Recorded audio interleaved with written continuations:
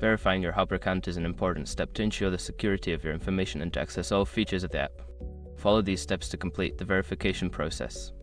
Step 1. Open the Hopper app. Launch the Hopper app on your mobile device. If you haven't already, log into your account using your credentials. Step 2. Navigate to Account Settings. Once logged in, tap on your profile icon or the menu option to access your account settings. Look for the section labeled Account or Profile.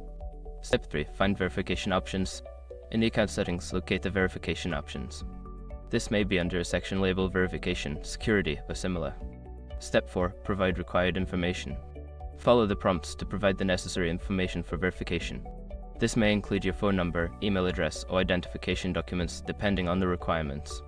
Step 5. Confirm verification.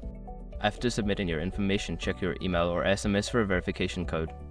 Enter this code in the app to complete the verification process. You should receive a confirmation message once your account is successfully verified. Completing these steps will help ensure your Hopper account is secure and fully functional.